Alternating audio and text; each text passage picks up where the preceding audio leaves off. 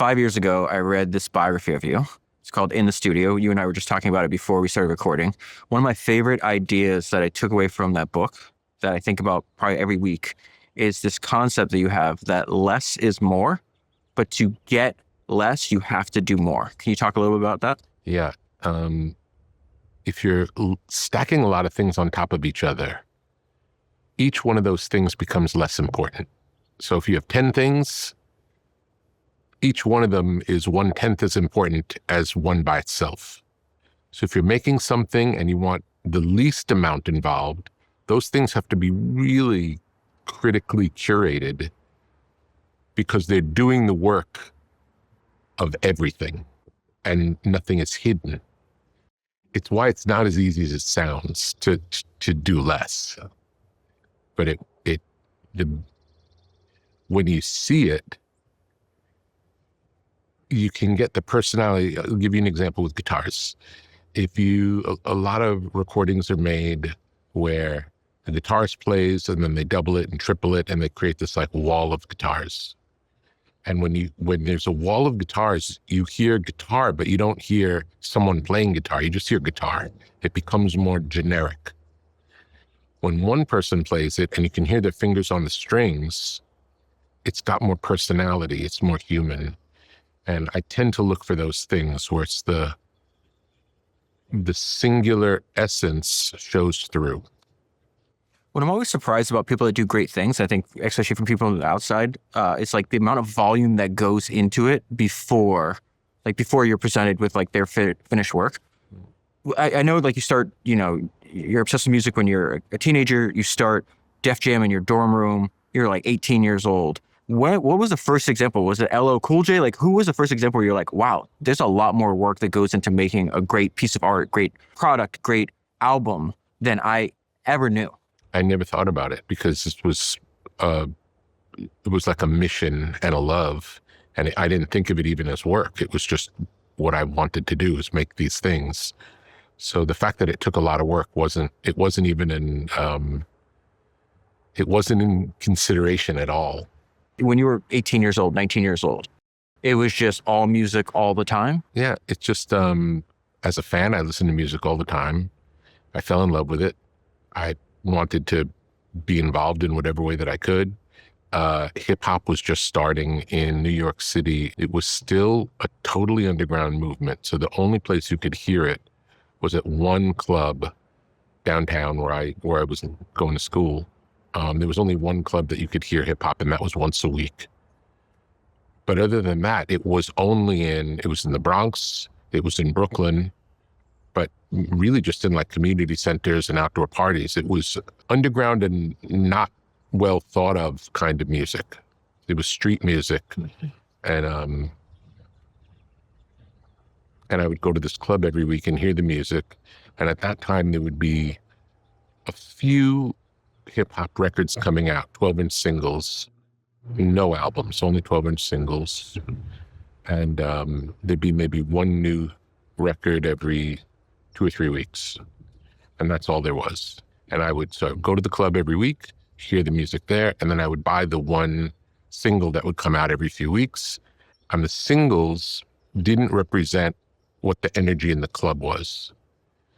And I wanted to feel that energy of the club. So the first record I made was called It's Yours.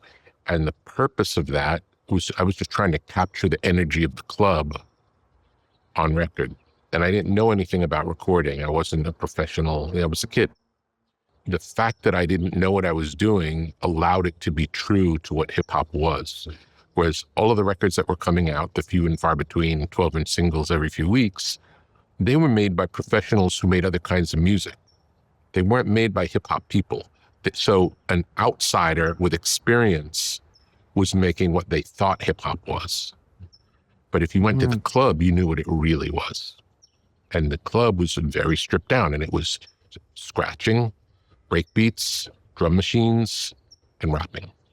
And that's what the records were. The ones that were produced by people producing other or making other genres of music, was it like too much polish? Was it like fake? How would you describe the difference between what you're hearing in the club? So this is like your opportunity, essentially, your way into this. The records are like a documentary of this scene that was going on. And all of the other documents of that period weren't representative of the scene. They were representative of something else, professional, like the Hollywood version of it. But that's not what it was. Is this the first like single you put out? It sold like 100,000 copies, or is that the same one? Yeah, something like that. It sold a lot. I mean, for a record in that world, it took a long time. Probably took 18 months to sell 100,000, but over 18 months sold about 100,000, and it was a hit, as much of a hit could be in something that would never be on the radio, and a kind of music that nobody listened to or liked. As a matter of fact, back then, most people who were not hip hop fans didn't even acknowledge it as music. That's how far it was. What did they think it was? Don't know. It was same thing though with Elvis and rock and roll. Like, the grown-ups didn't acknowledge that as music. It was just some other thing that they didn't know what it was. Okay, that's how foreign it was. When you were 18, 19 years old, were you already studying older versions of music? Did you already going back? I always listened. Anything I liked, I wanted to hear. Everything that the person that I liked, everything they listened to that they liked. I always wanted to understand. I do the same thing with biographies. Yeah. So I want to know more about this, but I'll find somebody that, like Steve Jobs, for example. I find him very interesting. I read a biography of him. And then every single one of these books, they'll talk about like half a dozen, maybe a dozen people. And I'm like, who's that? I don't know this guy. Yeah. And I'll go in the bibliography and usually find books about the people that inspired them. Same. Do you remember the first time you did that? Like, who were you like, I'm really interested in this band or this artist. Let me find out who they were inspired by. It's always been the case. Or the other version of it is it's like it, where I would hear something for the first time. I can remember the first time I heard the MC5, which is a band from Detroit in the 1960s, kind of a proto-punk rock band. They're before punk rock, but it has punk energy. And I heard that, and it was really cool. And then I remember going to a used record store, because the used record store had all the cool older stuff, and they knew the most about music.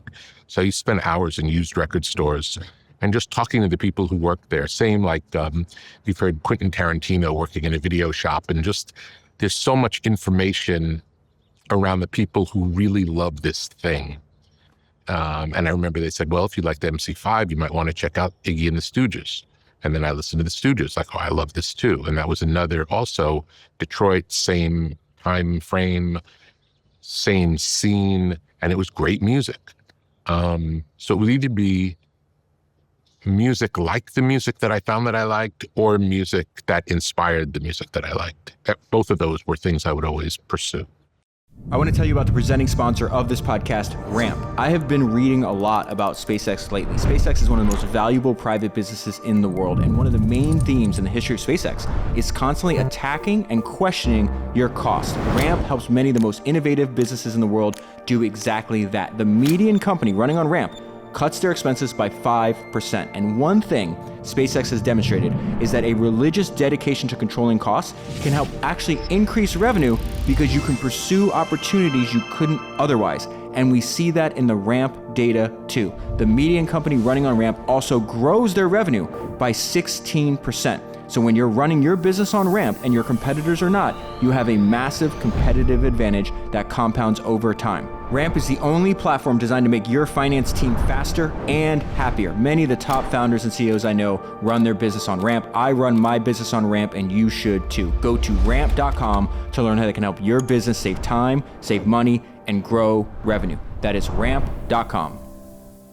I always think like the motivations, I always want to know why people are doing what they're doing. I think the motivations of what they're doing, the reason that they go into their like chosen profession is really important. You thought music was going to be like a hobby. Like you were going to have to get a day job and then just do music. Know it was possible to be a job. Yeah. Can you talk about that? Yeah. I thought I would have a regular job. I didn't know anyone who did music professionally, or I couldn't imagine it. I didn't have any, and no one in my family was an artist. So it wasn't a realistic expectation. So I thought I'd love music the way I always have. I could participate and make music if I want, but I would have a job to support myself, because I didn't think that was possible for music to support my life. You were in a band, right? Mm-hmm. You played, I think, guitar in a punk rock band. So it was very rudimentary. Yeah, and then DJ. I'm still a little confused. Can you like try to explain the path that led you to this very singular position that you have now? Yeah, I just always followed what was interesting to me at the time. So when punk rock came along, well, first, before punk rock would be heavy metal. Heavy metal at that time was really more like hard rock than what we think of now as heavy metal. So it would be Aerosmith, AC/DC, Ted Nugent. Those are kind of the mainstays of what arena rock was like when I was 13 or 14 years old. And I loved that music. And then I got a guitar and tried to play along, and it didn't go well. But then when punk rock came along, it was easier for me to play along because it was more basic music. But how do you go from that to, is DJ the next route in? The next thing that happened was in my interest in hip hop in high school, there were some kids, no one in my high school liked punk rock except me, but there were some kids who liked hip hop. And this was, again, in the very, very, very early days of hip hop. I think that's an understatement. I mean, the beginning of hip hop, because I remember reading about the early founding of Def Jam. Yeah. And then I always, like, when I'm reading books, I like write out the year that I'm in, and then I look up what year that person was born. It's like, okay, how old is Rick at this point that's happening in his life? And remarkable is, like, when I was reading your book, I had read, this is after I read Jay-Z's book, Decoded. Mm-hmm. And Jay-Z, 10 years after you're starting Def Jam, is talking about the early days of hip hop when he got into it, which is a decade after you got into it. Yeah. And he says something that's really great. He's just like, I definitely couldn't tell you that I could get rich from rap. Yeah. I just knew that hip hop was going to get a lot bigger before it goes away. Yeah. That's a decade later than where you're at. And where I was, I would not have said it'll ever get big. I was in the stage where I'm going to make this, and the few people who like this will all like it, and that's it. There was no upside. There was no thinking anybody else is going to like this. That's how underground it was. Is LL Cool J the first person you produced? The first hip hop record I produced was Tila Rock, It's Yours. Okay. It was one single. That's the one that sold 100,000 copies in 18 months. And then LL's first record was the first record after that. But which is the one where you put Reduced by Rick Rubin on the sleeve and then your dorm room address? Yeah. I think all of them probably had the dorm room address because that's where I lived. And Reduced by, I probably said it for the first time on LL's record. This is the thing that, like, I'm fascinated with. It's like this less is more, but to get less, you have to do more. This stripping away of everything. That's just like almost like religious devotion to simplicity and like timeless ideas. You were 19, 18 years old when you put that on his record. Well, I thought about the idea of produced by, and I thought the word meant to build up. Like I think of production as building. And really what I was doing was taking apart and reducing. I thought maybe reducing would be reduced by is more accurate in this case. And that's how it happened. So he brings you a song and there's just too much. Like, what are you taking in those away? days, it weren't songs. It would be, he would just have notebooks of lyrics, and they weren't in song order. It was just rhymes. And we would look at all the lyrics together and say, is there something here that could be the basis of a song? Like, I need a beat, for example, that could be a repeated phrase that ends up being a hook. And the reason, many of the hip hop records before the Def Jam records were somebody would start rapping and then they would rap for a few minutes and then they would finish rapping. It wasn't like a song. It was more like a monologue. Almost like spoken word to a beat? Kind of, but it was still in a rap style, but it wasn't in a song structure. It was like Jamaican toasting. But the fact that I grew up on the Beatles and loved the Beatles, and my understanding of music is based on the Beatles. And the Beatles were the greatest songwriters ever. And the structure of their songs are really organized and tight. So based on what I knew from listening to the Beatles, I applied that to rap music so that it would be structured more like a Beatles song instead of like a monologue or a Jamaican toasting record. Okay, so there is 4 decades separating when you're working with LL Cool J and today.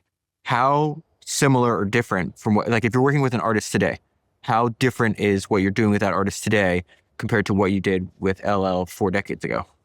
Probably not so different. It's probably pretty similar. Just it depends on the artist. Like, because LL was a solo rap artist and he didn't have a band or make music, I was responsible for making the tracks. And my version of that was a very stripped down, minimal thing. But now I get to work with bands sometimes that have a big sound and there are a lot of players. And I'm looking for the essence of each of these artists. And the essence tends to be stripped down, but it's stripped down to what they are. Just finished a new album with the Strokes, and they're a band of 5 people. So it sounds like a band of 5 people. It doesn't sound less than that. Mm-hmm. It sounds like what they are. You have this idea of ruthless edit. I've heard you talk about it a few times on podcasts. Yeah. Can you explain what that is? Sometimes for the sake of the whole work, removing things about it that you really love is part of the process. And instead of, if you have 100% and you know at the end you want to have 70% of what you have, like you have 30% too much, instead of whittling down that 30 to get to the 70, I would say reduce it to 40%, let's say. Force yourself to get to 40%. And then add back what's needed to get to the 70. And it works in a different way. You have a better understanding of the work after the ruthless edit, because you find out, especially with a group, because in a group, everybody votes. So with the Red Hot Chili Peppers, we'll record, for an album, we might record 40 or 50 songs, and then all of us vote on A, B, or C. And then if everyone picks it as an A song, that's going to be on the album. If it's really divided, it might not be. It'll be a democratic process until we get down to like, what does everyone together think is the best thing that we can make? That's a ruthless editing process. And you're just looking for the essence of what you think could be great. So like in that case, you're recording, let's say 50 songs. Yeah. And you say the album wants to have 10 or 12. Yeah. Well, what about, there might be 3 that we can't live without. Yeah. Is that the thought process? It helps to get to that point of what are the ones you can't live without, however few it is, and build out from there. What other interests do you have outside of music? Like, are you into like architecture or like, is there anybody, the reason I ask you that is like, is there anybody else in different domains that you still have a passion for, that you see that use similar ideas that you do? In every domain, there are people who make beautiful things. I like people who make beautiful things. But like, are you seeing that their thought process, you find similarities between their thought process and their approach to work? It's all the same. I think most of what I do is not really about music. I happen to work in music, but it's not about the music. Does that make sense? It does, but say more about this. You're at Shangri-La and you walk through the space and you see it doesn't feel like other places you've been. Yeah. It has the same aesthetic as the records I make, or the things that I work on, the things that I like, things that I buy, the objects I buy would have the same aesthetic. So it's all fitting into I'd say, worldview. Yeah, I feel this way too, because like, I mean, we talked right before we started recording about, podcasting. I think we're both had the same obsession with it. And I've had my first podcast for over a decade. And it started out just me reading biographies of people that build businesses. But over time, I realized like this same personality type. It's like the artist, the entrepreneur, the filmmaker, the musician. I've done podcasts on all of these kind of people. And I'm like, I don't see any distinction between them. Yeah. It's the same. Yeah. It's all the creative spirit. I want to I have a bunch of like selfish things I told you I want to talk to you about, because there's just some people that have made massive impacts on my life. I told you like I grew up listening to hip hop. It's all I listen to this day. I listen to more podcasts than I listen to music now, but like it really gave like a voice, like words to a feeling I had, even maybe in my subconscious. Eminem was the first one that like I heard his first album and I was like, this is how I feel. I didn't grow up in a trailer park in Michigan, but I know exactly what you're talking about with certain things with your family or certain things of like just becoming, coming of age. I heard you say one time, I'm like obsessed with, I want to spend time with them and hopefully get them to record a podcast. I know this would be very difficult, but especially for you who've worked with, the best of the best people over almost half a century. And for you to say that he might be the most obsessive artist Yeah. that you've ever worked for, it was like, I literally screenshotted that and saved it on my phone. I look at it all the time. Why did you say that? Like, can you just tell me about what it's like working with them? It feels like his entire life is centered around writing words. He's totally preoccupied with that. So he always has a notebook. He's always making little notes. He writes tiny, tiny letters. And he's always making notes. And at one point I asked him, because he's got notebooks and notebooks and notebooks. And I said, are you working on a new song? He's like, no, I'm just like keeping active in the skill set. And I said, are you going to put those in a song? He's probably said 90% of it will never be in a song. He's just writing. And that's what he does. He writes. Does he apply that to like other elements of making a song though? Not just writing? Because he does a lot of his own production. He right? does. And I would say the same type of obsessive. It's what makes him great. He's obsessed. Have you come across anybody that you consider great that's not obsessed? I'm sure there are. I have to think about it, but that's not the only way to do it. For some people, it happens in a more natural way. And for some people, it's more of work ethic is always a part of it. But for some people, work ethic is the reason they are who they are. And there are other people who are just incredibly talented and have enough work ethic to get over the finish line. What do you think it's for you? I don't like to quit. I like to see things through. When I start something, I like to see what it can be. From the outside, because, you have this whole like very relaxed, like Zen vibe. Yeah. But I swear, I think underneath is like a workaholic. Oh, for sure. Okay. For sure. I'm a lazy workaholic. Lazy workaholic. You got to say more about that. That's what it is. Like, because it doesn't feel like work? Explain. No. I have to force myself to do it, but I do force myself. My demeanor would be to do nothing. Rick, I don't believe that. It's true. No, you love this too much though. What do you mean? So I love the beautiful thing.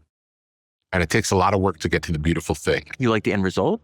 Yeah, I like to get there. I like to get to the point where it's like, okay, press the send button and share it with the world. Mm-hmm. That's a great feeling. Like I like it enough for you to get to hear it.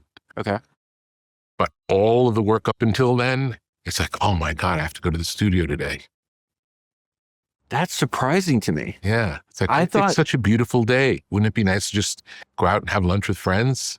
But my whole life has been, most of my life was in the first 25 years was in a dark room for 16 hours a day, 7 days a week in New York City, working on music.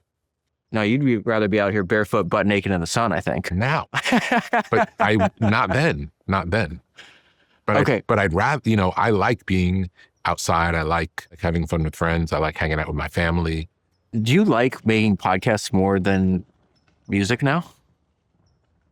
I don't know if I like it more. I like the people I get to meet, and I'm interested in learning about people. I like learning how people think, their vision to make something, how they follow through to make it, and learning the roller coaster ride, that journey of building things, how it worked, where it didn't work, what ideas they thought may have worked that didn't, when they were surprised in the process. It's all interesting to me. I want to like pull on this for a little bit, if you don't mind. Yeah. So I heard Billie Eilish's brother, who I think they have a close collaboration with, mm-hmm. and he was describing the difference between him and Billie. He said that he enjoyed the process of making music. She enjoyed having made the music. Yeah. So are you more like Billie in that case? Like you like that it's done? I think so. I'll say I like the moment of revelation. So we're working on something. It's just okay. It's boring. I'd probably rather not be there. That's how it feels. But then something happens and it's like magic, like something appears. It's not like we made it. It's like something comes up in the process is conjured in the process. That's like a miracle.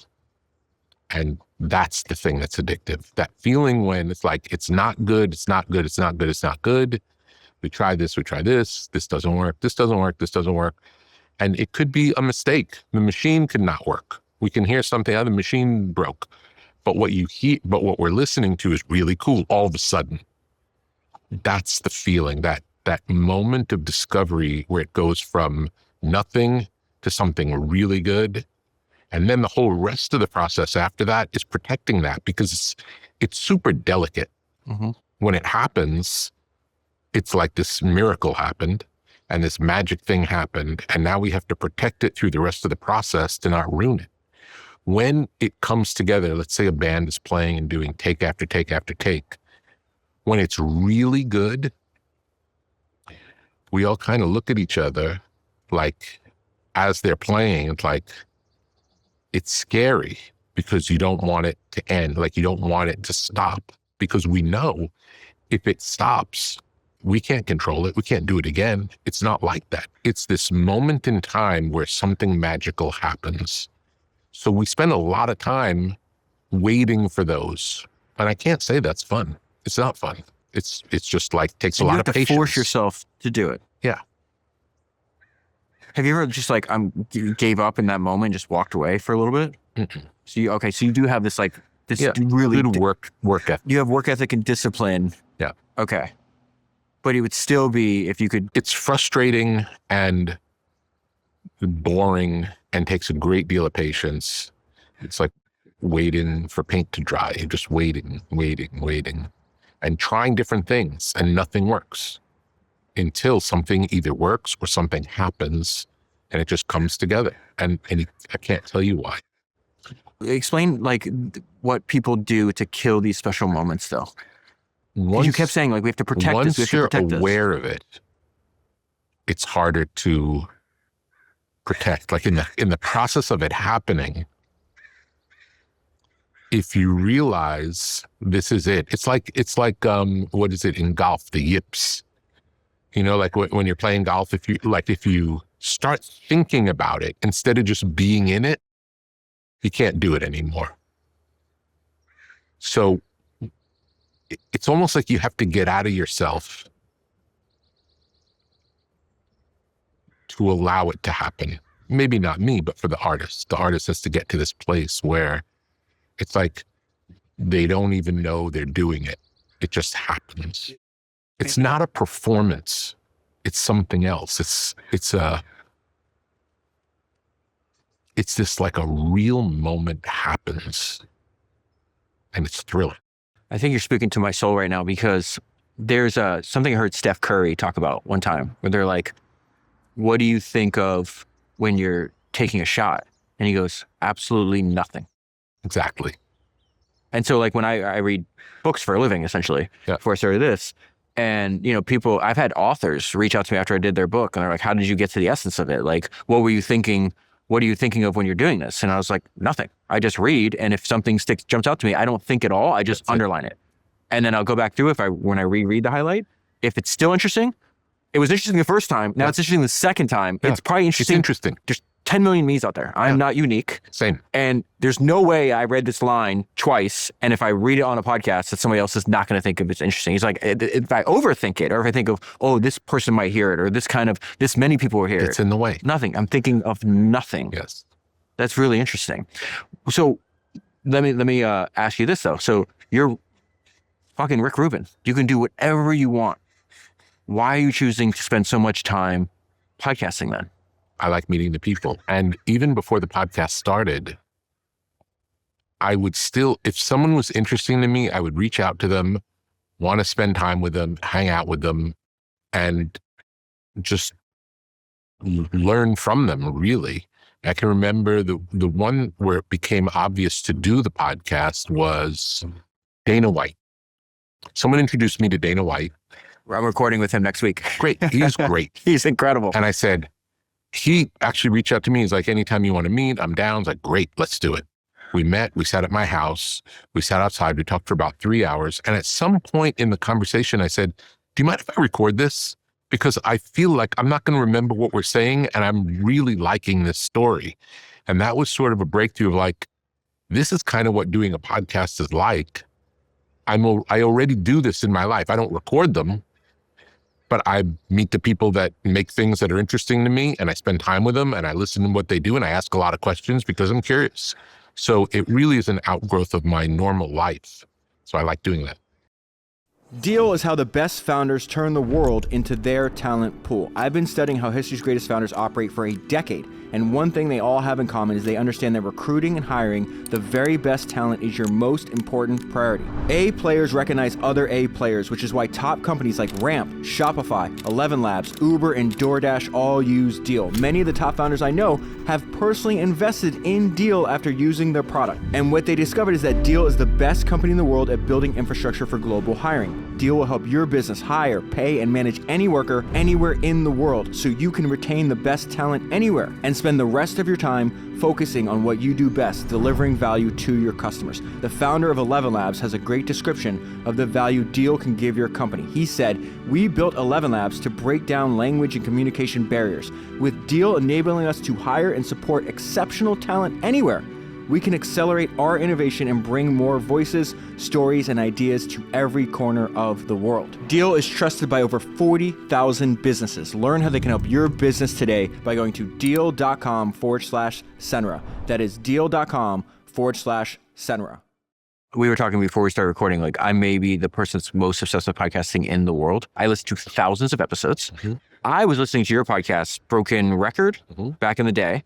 I was like, this is incredible. And you were heavily into like interviewing musicians back then. That was the format of that show, was just talking to musicians. And then Tetragrammaton, you took, in my opinion, to another level. And you're talking to all kinds of incredible people. I just had a conversation with Toby Luque, founder of Shopify. Yeah, amazing. I used one of your episodes to prep because he's such a unique mind. One of the most interesting conversations I had.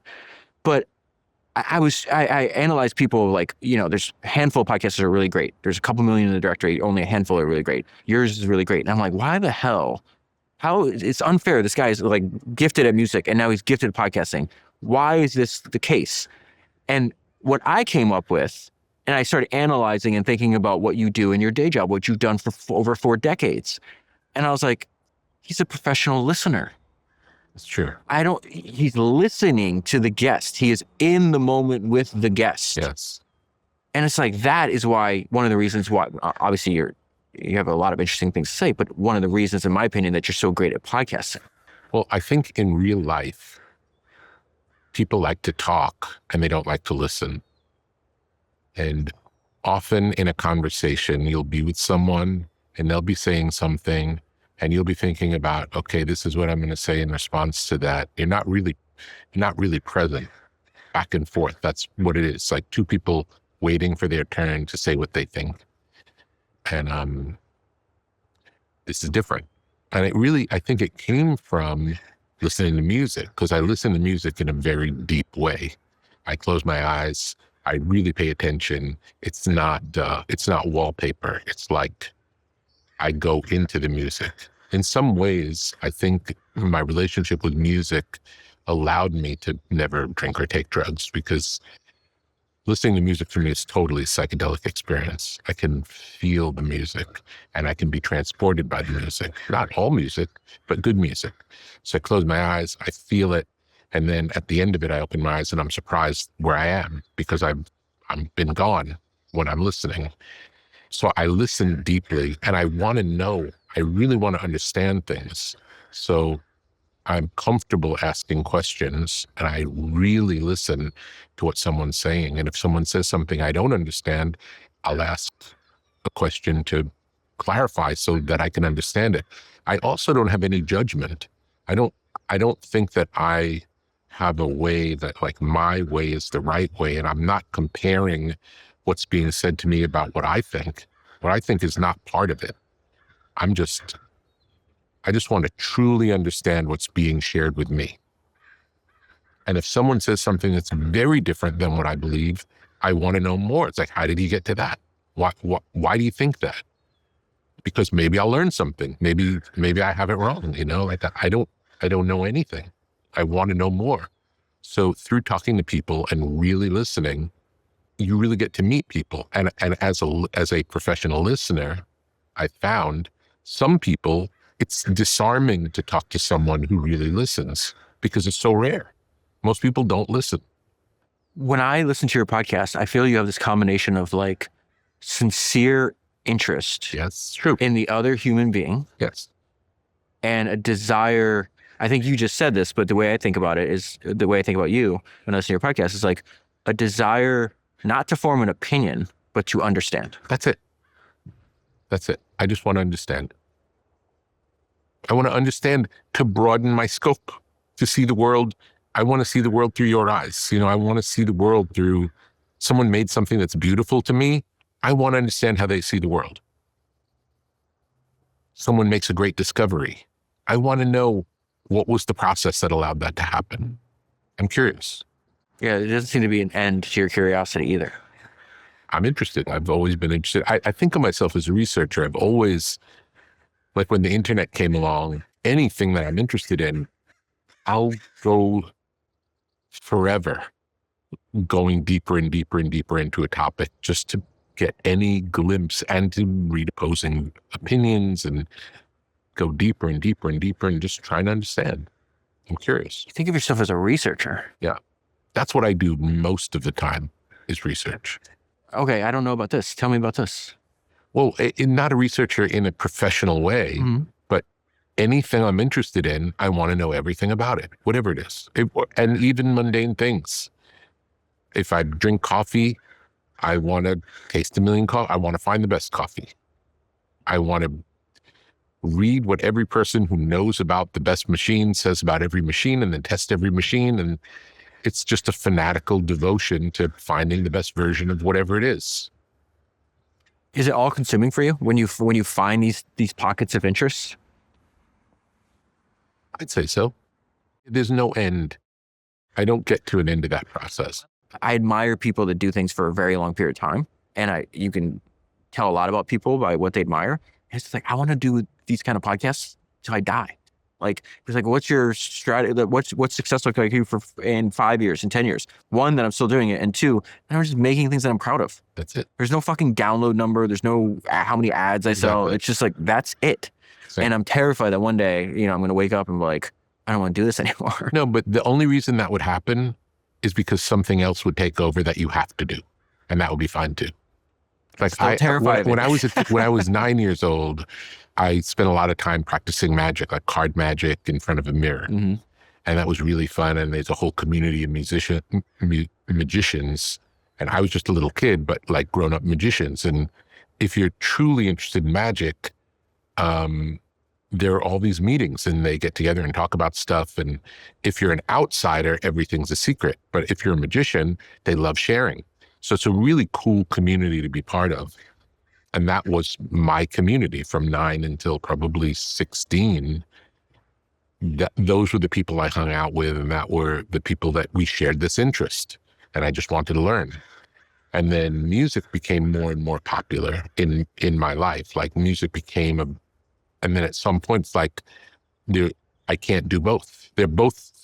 These are both full-time occupations. And when I say occupations, I don't mean jobs. I mean something to occupy my time.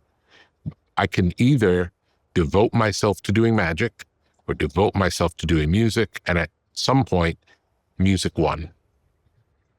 But that wasn't a loss. I didn't lose anything. That's a beautiful way to think about it. It's like I let go of the thing that I loved for this other thing that I loved that just took on this new life. And I've done music for a long time, and I like making other things too. And if my life became about making other things more than making music, that'd be okay. It's more about the making that excites me. This is why I kept asking, like, do you think you would, like, making a podcast, like, we can have a conversation. We could be doing your show right now instead of mine. Mm-hmm. And at the end of this hour or 2 hours, like, it's done. We have something, we can do it again tomorrow. Like, the amount of time from, creation to output is so much shorter than an album or even a great song. True. And if what you're saying, I think you called yourself a lazy workaholic. I was saying lazy alcoholic, lazy workaholic. Yeah. Like, it's almost like this isn't work. This doesn't feel like work to me. Yeah. I feel like I was a little surprised with the way you described working in music. That does feel like work to you. For sure. It's also work because I have to show up. If you commit to be somewhere at a certain time, that's work. Because that morning I might wake up and think, I don't really want to do that today. But it's agreed to with other people. I'm going to be at this place and we're going to do this thing, so I have to show up. But most days, I don't want to do the things that I'm scheduled to do. Now, at the time That's shocking to me, though. At the time that I choose to do them, I want to do them. I know I want to do them, but still, it's really nice not to have to get out of bed, or it's nice to go for a walk on the beach. So I think I might be well positioned. I'm just now getting advice from you because I'm a huge fan of you, and I respect the way you think. Anyways, I just did another podcast on the book you wrote, Creative Act, by the way. And there's so many ideas that you put into words that are in my head that I didn't have words for in there. Yeah. So if right now I feel like I don't work a day in my life. Yeah. I feel like I wake up and I'm like compelled, or like, I don't even know the word to use it. Like, then there's no doubt that I'm just on the right path. If I was sitting here and we weren't recording and I was just seeking your advice, same thing. Like, I don't feel it's at work at all. The only time it feels like work is when I have to edit, which I fucking hate, but I do it anyways because I think it makes it better. Yeah. But that's the only time. That's a good example. It's a good example. There are parts of it that are not always fun.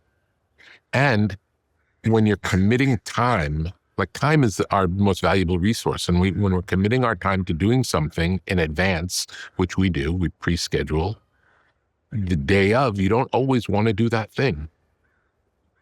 But I feel you have complete control over your time and your life. Yes. How are you still? I choose it. And I have to acknowledge, I made this, no one's forcing me to do this. I said I would show up. I have to show up. But in your day-to-day, that still feels like work. Yeah, it's like, I'd be happy not doing anything. Well, I don't know. I don't know if that's true. There's no way. It's never been the case. I've always... Because you could have stopped working decades ago. Yes. And I think you're addicted to making great shit. Yes. And I'm lazy. It's a real part of it. I'm telling you an honest piece of this, which is every day, it's not like, let's go. Every day, it's like, oh no, I got to go work. You're disappointing me. It's the truth. I'm sad. But it doesn't feel like, it feels like out of almost anybody in the world that gets paid for being them is you. Yes. And you're saying that's not the case. No, I'm me. I'm definitely me. There is a part of me that doesn't want to show up for anything. And I have to overcome that every day. That's what I'm saying. Did you ever spend any time with Tony Bourdain when he was alive? Never have. Were you ever a fan of any of his? Yeah. Okay, so I read all his books, watched all his shows. And in his book, I was shocked because that guy, first of all, like in his book, he describes what it's like to be a heroin addict, which is insane. And the amount, what you realize when you read Kitchen Confidential is like the same work ethic he used to score drugs as a broke junkie. Once he broke that habit, he just applied it to writing and building TV shows. Like his work ethic was the same. It was just directed at the worst thing possible, being a fucking heroin addict. And then he directed in a positive, generative direction and he took off. But he said something very similar to you. He's like, somewhere deep inside me is this guy that just wants to smoke weed and lay in bed all day. Yeah. And he goes, I have to fight. His writing's beautiful. He's like, I have to fight that guy every single day. Yeah.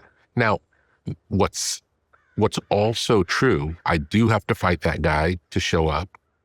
And there are parts of the job that are just like watching paint dry, waiting for something good to happen. But that moment of magic when something good does happen is the thing I'm addicted to. That feeling of, it wasn't good, it's not good, oh my God, it's good. And it's like a miracle because nobody knows how or why that happened. It's not in our control. That's the other thing about it. It really is magic. So I'm addicted to the magic part of it, but I'm not addicted to everything leading up to those magical moments. I'm patient. I'm patient enough to wait forever for that thing to happen.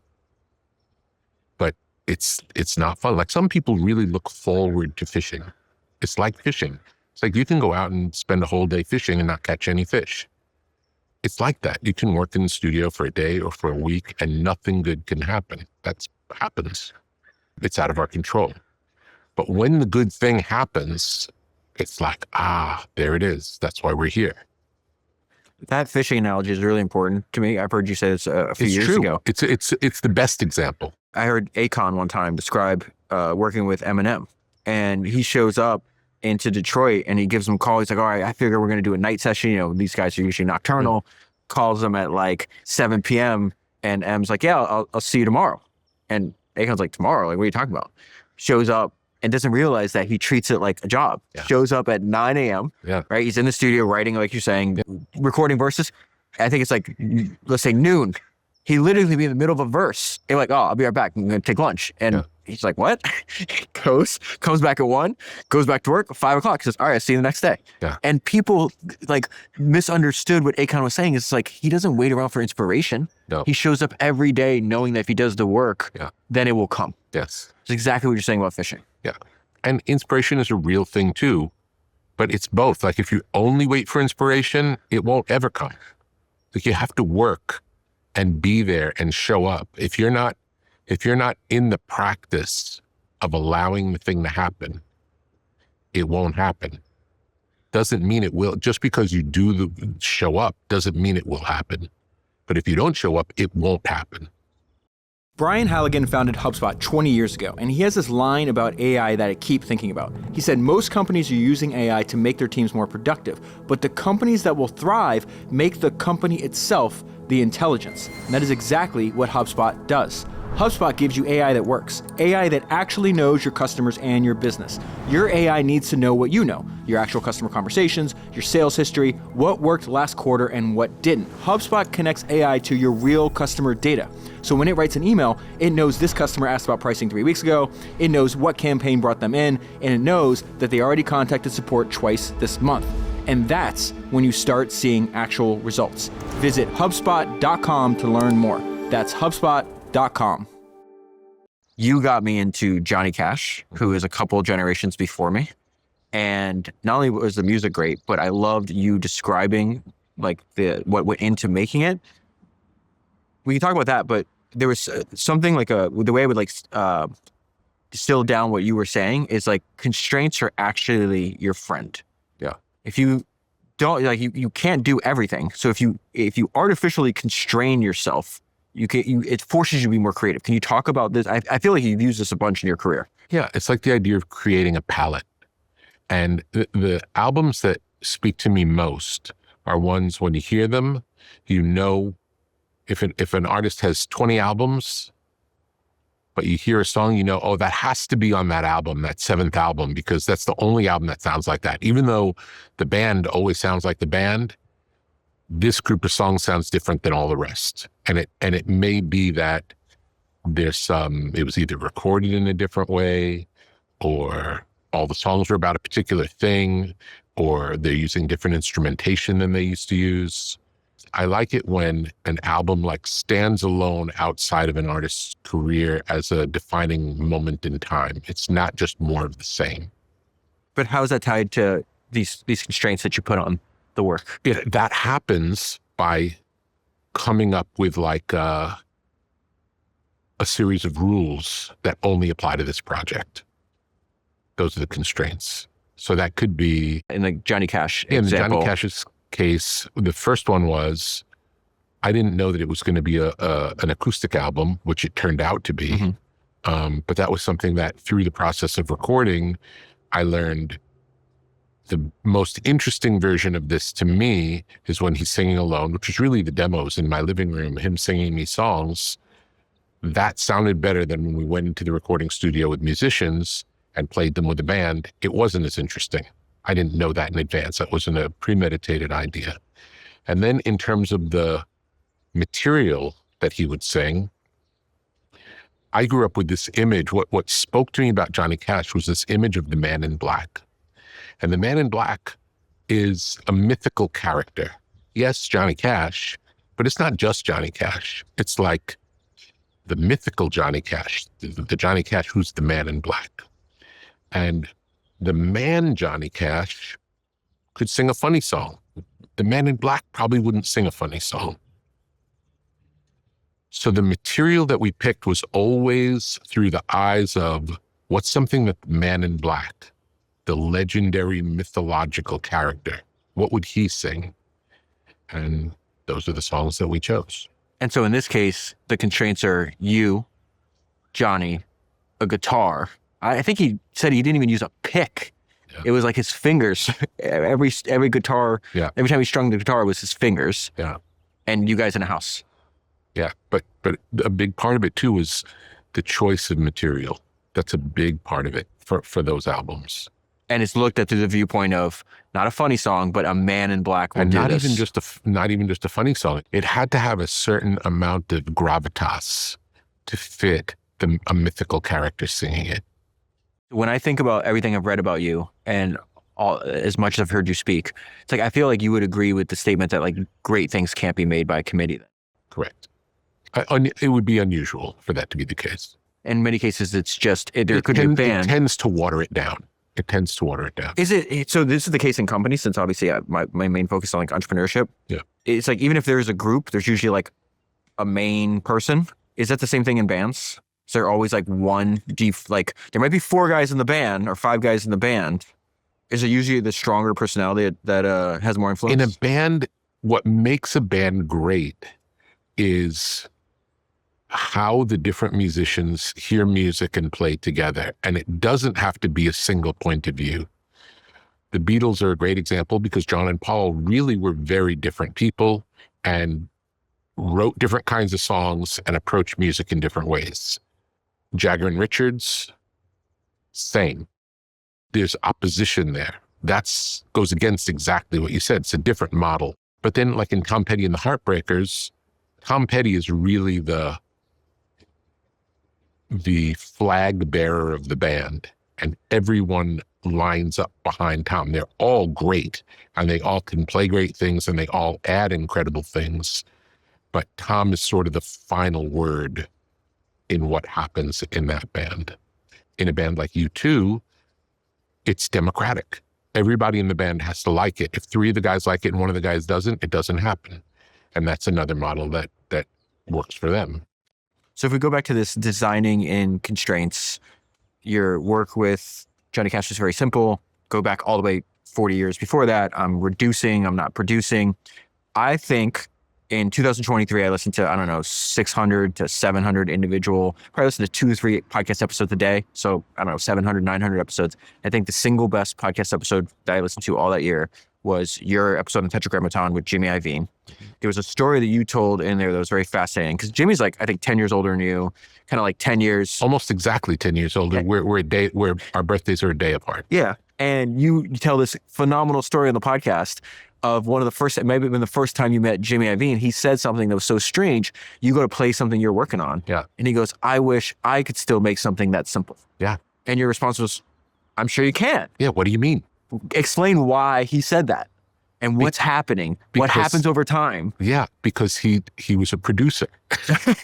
And as you learn more of what you can do, you tend to do that. They tend to get bigger. At that point in time, I hadn't done it enough. It was my first record. So that was the Cult Electric was my first rock record. This is after almost a decade in hip hop or half a decade in hip hop? No. No? When was this?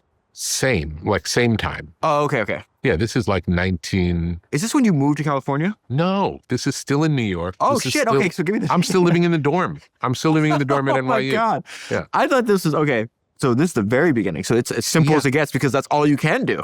Yeah, I was doing what I was very simple, but I stayed true to that as much as I can.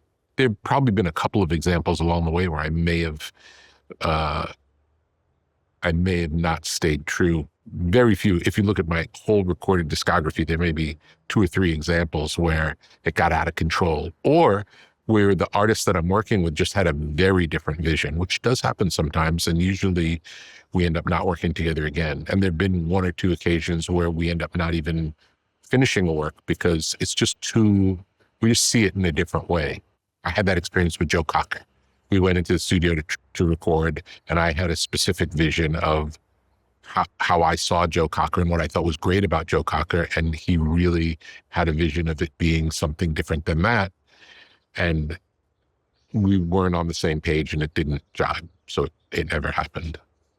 I'm curious your perspective since you've known Jimmy Iovine for so long, because he has another singular career where he like kind of in music the whole time, but different jumped around. jobs. Yeah, different job from, engineer to producer to record company owner to then building businesses with his artists. Yeah. Like, what do you think is special about him? Like, what's unique about him? Why was he able to do what he was able to do? He's got good taste and he's got a great work ethic. Those are the two. To me, in my mind, you two are very almost, before this conversation I'm having with you, almost at opposite ends of the spectrum, where I felt like you were just like drawn, like a moth to a flame about what you want to do, where he's like, it was always work. I never liked it. Yeah. It was always a job. Yeah. Like I like certain parts of it, but he essentially just forced himself to do it. He said something really interesting that I thought really summed it up, which was, Jimmy is in the banking business. These are his words. He said, I'm in the banking business and you're in the church business. And that's the difference. Explain that. I love this. It's that I'm doing a passion and belief. And he's doing a bottom line, what's going to work? What's going to be good for business? And it's just two different things, two different mentalities. There's a great line in the Defiant Ones where he's producing Tom Petty. And he hears a song. He goes, "This is house music." And Tom goes, "What do you mean?" He goes, "Find me, whatever, it's 8 more albums." He goes, "That song's gonna buy you a house." Yeah. So we're different in that way. And Tom goes, "I've never heard somebody describe music that way." Like, this is gonna buy me a house. Yeah.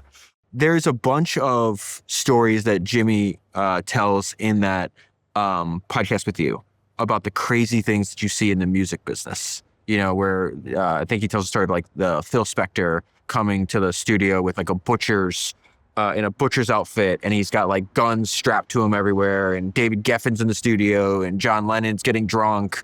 Do you have any like things that stand out from you? I've never heard you tell any of these like stories of stuff you've seen inside the studio. I can remember doing a session with ODB, Old Dirty Bastard from Wu-Tang Clan. From Wu-Tang. And I remember being nervous because I'd never met him before and his reputation preceded him. So I didn't really know what I was going into. And I thought, I'm gonna bring my dog. I had a Puli, which is a dog that has dreadlocks. And that would be whatever's going on. If you see a dog with dreadlocks, it's interesting. Like it's fascinating in its own way. And I had a friend of mine also filming everything because I thought, well, if there's a camera and if there's a dog, it's going to be okay. What was his reputation for you to do this, though? All kinds of crazy things, like violence? Could be violence, could be a lot of things that would not be good. Yeah. And just things I wasn't really prepared for. But I loved him. I was a fan. And I remember we walked in and he looked and he pointed at the dog and he said, "He's okay." And then he pointed at the camera, "He's got to go." It's like, okay. And then he went, and then the session ended up going pretty well.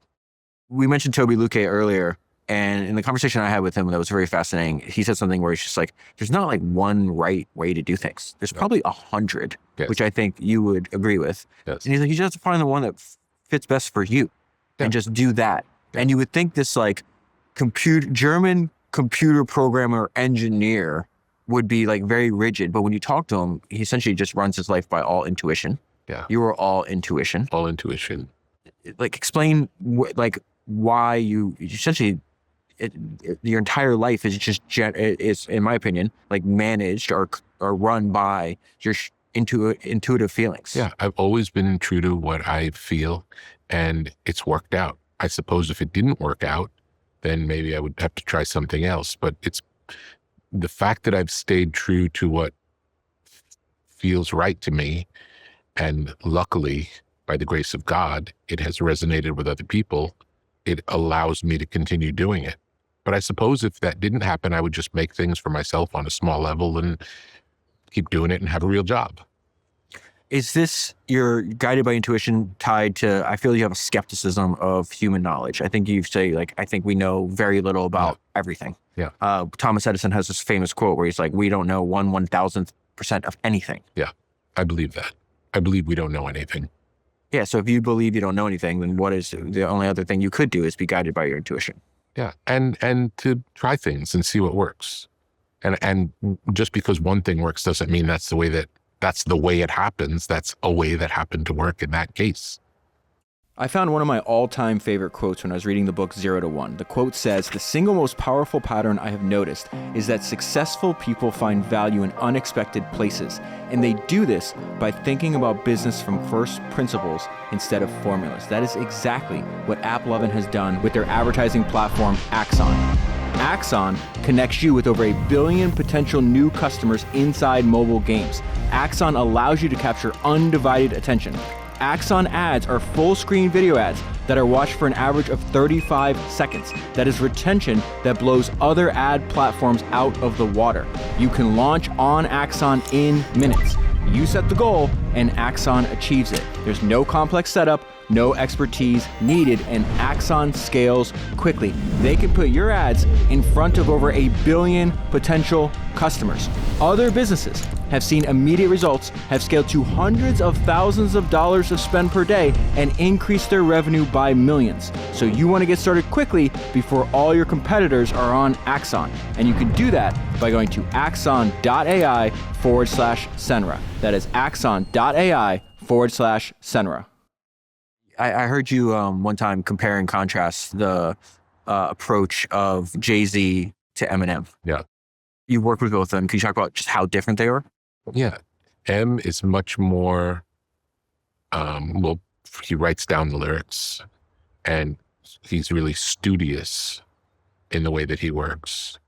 And he'll also record take after take after take after it's written and try different things. Jay is much more spontaneous. It all happens in his head, and then he'll get up and say it once or twice, and that's it. What's the energy when you're in the room with both of them, though? M is totally involved in every aspect of everything, and Jay is like, play me a bunch of stuff. If I hear something I like, I'll think about it, and if not, I'll see you tomorrow. He's like, Jay will only be there when he needs to be there. And if he hears something that sparks an idea, he'll sit and just say, play it over and over again, play the music over and over again. And he sits in the back, and it goes on long enough where you forget he's even there, because he's just silent in the corner, listening, sitting on a couch, listening over and over again. 30 minutes, 25 minutes later, I was like, I got it, jumps up.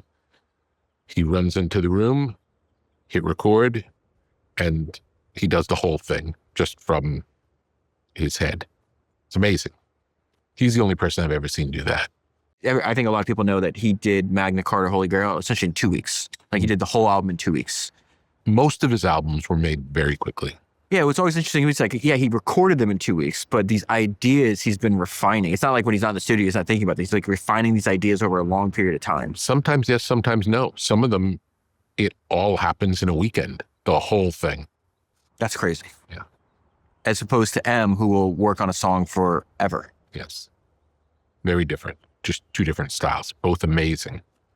But they just come at it from different, I think it's just different personality types. What do you think M's personality type is then? I would describe him as obsessive. He's really perfectionist, willing to do whatever it takes for it to be great, and diligent, hardworking. And Jay's much more relaxed. It just kind of happens for him. He's doing it, but it's just a different style. Of the two, which one do you think your working style is closer to? I do different things, so it's hard to say. What I do changes according to who I'm working with. It's like whatever the artist needs is what my job is. So in some cases, it's totally hands off. And in some cases, it's, well, we got to start from the beginning and try to figure this out together. Oh, so you know what? I'm thinking of, like, it's kind of tied to what you were saying about being a professional listener, that you take this sincere interest in the person, whether you're recording a podcast with them or you're working with them in the studio. And so your goal, if I'm reading this correctly, is just like, has really nothing to do with you. You feel your act of service to try to get them to be the best version of themselves. Is that the way you think about it? Yes. I'd say that's accurate. Do you have anybody that plays that role in your life for you? I don't know if I do. I don't know if anyone produces me. Could they reduce you? I don't know if there's anything to reduce here. Yeah. I don't know. Luckily I have friends who, friends and family who are not particularly interested in what I do. So I have reality around me, a lot of just like, that's crazy. Like a lot of, that's a bad idea. Mm-hmm.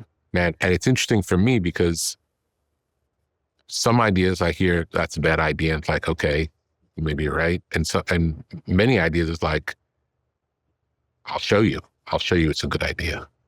I feel I have to do this, Yeah, I could see that you take a lot of input, but I think you would be resistant to. I won't change my mind, but I'm open to hearing ideas and definitely open to help. If someone suggests something that makes it better and I see that, it's like, that's the best. I'm not closed-minded because someone offers information, even experienced wisdom. I might not always choose to use that information. Do you think you have a big ego? I don't think so. You have a lot of self-confidence, though. I have a lot of self-confidence. But they even said, somebody met you when they were like 19, and they're like, that's the most self-confident 19-year-old I've ever met. I think that's the mix. I think, I'm lucky I learned to meditate when I was young, and meditation's been a big part of my life. So it's never been about ego. It's never been about me. I'm confident in being able to share what I'm experiencing. I hear something like, that's amazing. And I hear something else, it's like, it's not good enough. And nothing anyone can say will tell me otherwise. It's like, I know I can feel it. So this confidence in your own judgment, because you were just saying you could have somebody who has a lot of experienced wisdom. When I say confidence in my own judgment in this is how I see it, I'm not saying I'm right. I never say I'm right or I know what's best. None of those things. This is how I see it. I see it clearly. This is how I would vote for it. If I get to vote, I vote for this. But it's not my way or the highway at all. What is your inner monologue like when you're making something? Is it positive, negative? Are you self-critical? Depends. I would say rarely critical. What it usually is it starts apprehensive when we start, because it could be anything. So at first it's scary because I don't know what's going to happen. Even today. And there's usually expectation because I've had success in the past that if I'm there, it's going to be great. So I feel this pressure of like, there's expectation and I know I can't control anything. It's going to be the way it's going to be. I know I'm patient and I know I'll wait until it's great. And we start by experimenting and see what it could be. And as soon as there's a glimmer, as soon as I hear something that's good, then I relax. But until then, it's too open. It could be too many things. But once something lands, whatever it is, I relax. It's like, okay, we have at least a direction to move in. It doesn't mean we stay in that direction forever, but having a direction is better than not having a direction. And when we start, we don't have a direction. So you would say you don't have a self-critical inner monologue constantly playing in your mind? Never. It's interesting. The reason I asked you this question is because I was with an entrepreneur yesterday. Guy's worth $10 billion, and he wakes up every morning at 5:30, just assuming he's going out of business, and essentially paranoid. He lives like a paranoid life, and that's why he thinks he's good. This is very common with a lot of people. Yeah. And I used to have a self-critical, kind of mean. I was fucking pretty mean to myself. This guy named Brad Jacobs. I've actually had him on the show. I've talked to him a bunch, and he used to have that too. And now he's in the 60s. It's counterproductive. It's not helping anything. And something I talk about this on the podcast. You can hear me mentioning it over and over again for a few years, and just something one day just fucking snapped. And I just don't do that anymore. That's great. And I went back and I was reading my notes on you, and I was just telling my partner Rob about this. This is the way I look at the work we're doing now. It's like, I like Rick's framework that if you look at your work, it's just like an entry to a diary.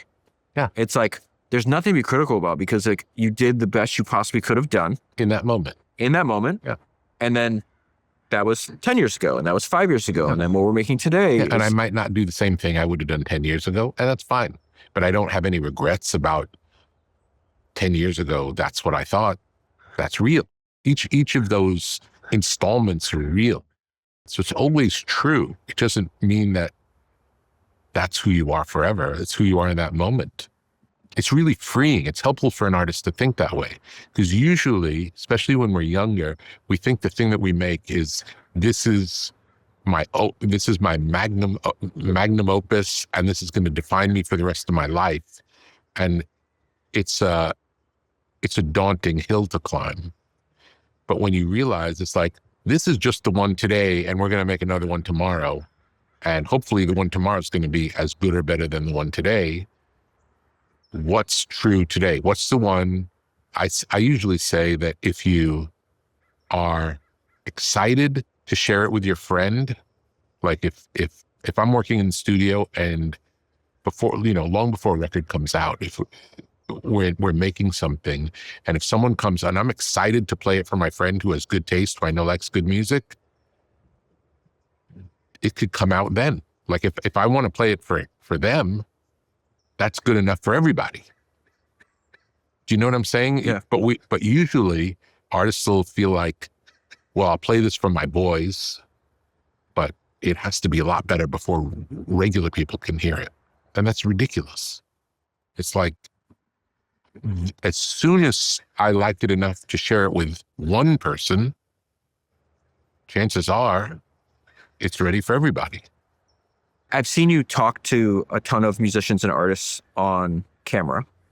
I just finished rereading this profile of that was in Colossus magazine on Josh Kushner, and it starts out with him coming to seek your counsel. There's a ton of people that come to seek your counsel, and I feel almost like your modus operandi is like holding up a mirror to them and just telling them to do what they know they want to do, but it's somehow more valuable if they hear it from somebody else. Does that make any sense to you? Do you resonate with that at all? That sounds right. I mean, there are occasions where someone will come to me and say, I'm thinking about doing this crazy thing. And I'll say, I wonder about that. But more often than not, when people share their hopes and dreams, that's all you need to know. It's like, these are my hopes and dreams, but I'm afraid of this, this, and this. Most often it's, go with the hopes and dreams. Don't worry about any of that stuff, because that stuff doesn't matter. What is the stuff that they're afraid of over here? What someone's going to say. Will I be able to keep doing it? My last one was successful. What do I do now? Success is a funny thing. You know, when you're young and you get successful quickly, no one's prepared for that. And it's awkward and uncomfortable. And you think that's the thing that you want, but when you get it, it's not like what you think it is. It's very different. And there are all these pressures that come with it that no one's ready for and no one learns how to do. And it's not like whoever you learn good habits from over the course of your life, they don't know how to deal with it because they never got, overnight famous or successful, or like, it's a weird thing. So a lot of artists kind of implode in success. Okay, so I want to ask you why you have not imploded over this many decades. One of the most interesting things that Jimmy Iovine told me, we talked a lot about this, because like I'm obsessed with people that are just further down the line than I am. Yeah, it's like there's just the wisdom they gain from experience. Like I got the book knowledge. I need like the stuff that's not in there that they can like tell you. And he was just like, most people cannot handle. You guys have been around some of the most talented people, genius level talents that have completely imploded, maybe destroyed their lives, maybe died prematurely.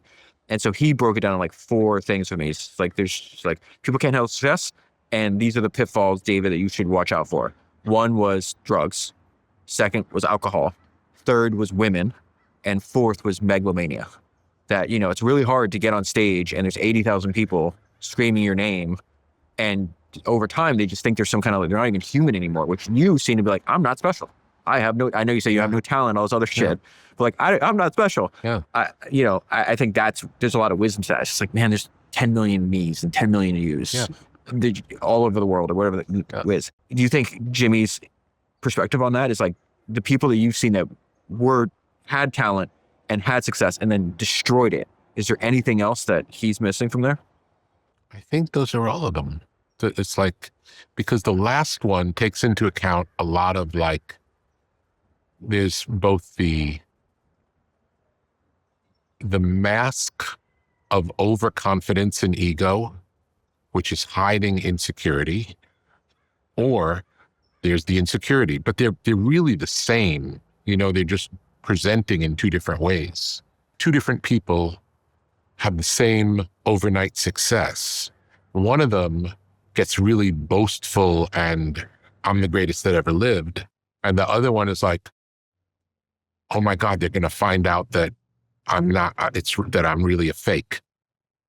But those are both the same people. It's the same, they're two sides of the same coin. The megalomania is a way of hiding the insecurity. It's a brave face. They might not know this. They rarely know it, you know? It's different sides of the same imbalance. So that leads me to the question I hinted at, or maybe even said, like, how have you sustained success over such a long period of time then? I think the fact that I learned to meditate when I was young and always had a grounded, and the fact that I know it's not me, it's like those two things. Like, I'm grounded and I know I'm lucky to participate in this magic that's happening. I get to be in the room when it happens, but it's not from me. What do you mean it's not from I'm you? in the You're like a service of conduit? it. Is that, what do you mean? Yeah, I would say that. I'm in the service of it. I'm devoted to setting the stage to allow it to happen. And I'm patient and waiting for it to come. It's not like when it's great, it's like, I did a great job. It's not that. No, I think the people that sustain greatness over time, even if they do something great, they don't like rest on their laurels. They don't go to sleep on wins. They just make something great. They're like, all right, try to do it again the next day. And they don't really think too much. Jimmy Iovine has, I keep bringing him up, but he has that great line where he's just like, I don't have a rearview mirror and I don't have a trophy room. Yeah. He's just like, I don't give it. Even when he did the show, it's like, I don't want to talk about the past. I want to talk about like what I'm working on in the future. They're all like that. I just had lunch with Jeffrey Katzenberg. Same thing. He's just like, yeah, we do the show, but like, I want to talk about what I'm working on now, not just what happened at Disney and everything else. It's just very, very common. Like staying in the moment, being present. Tell me if you disagree with me. Because again, like I have this interpretation of you in my mind because I've been a fan of yours for a very long time. And going back to this like sustained success over a long period of time. I talked to James Dyson, the guy that invented, the vacuum cleaner guy. Mm-hmm. And he's a fascinating person to me. Number one person I wanted to meet because his first autobiography I think is so great because it's all about like him just enduring to struggle and refuse to quit. And something I didn't understand, even though I read his first autobiography 5 times, his second autobiography 2 or 3 times, and his he wrote an I love obsessed people. He's an inventor. He wrote an encyclopedia while he's building his company on a history of great inventions. And there's like fucking 200 inventions in there. He's like, look at this little weird thing. And he's just like obsessed. But what I didn't understand what was driving him was he told me this great story on the podcast where he goes, this is his simple organizing principle. He's like, I pick up a product, right? Pick up a product. It exists. I go, how can I make this product better? Makes it better, puts it back down. Waits a little bit, picks it up, goes, how can I make it better? Makes it better, puts it down. He goes, I just do that over and over again. Yeah. I've been doing it for 50 years. Yes. So if I had to guess what your organizing principle was that I think also influences the sustained success that you had is you just making things that you yourself like. That's it. And sometimes I'll go into a friend's house and I'll think, the furniture in here isn't arranged in the best way. Maybe I'll rearrange the furniture. No, you don't. I've done that. I've done that. What did your friends say? Depends. Some are cool with it. Some are like, he's crazy, Okay, we could say more about this. Well, it's just like seeing the possibility. I've worked on a lot of living spaces, and the idea of designing a house from scratch is a daunting one to me. I can't imagine doing that because it's too many options.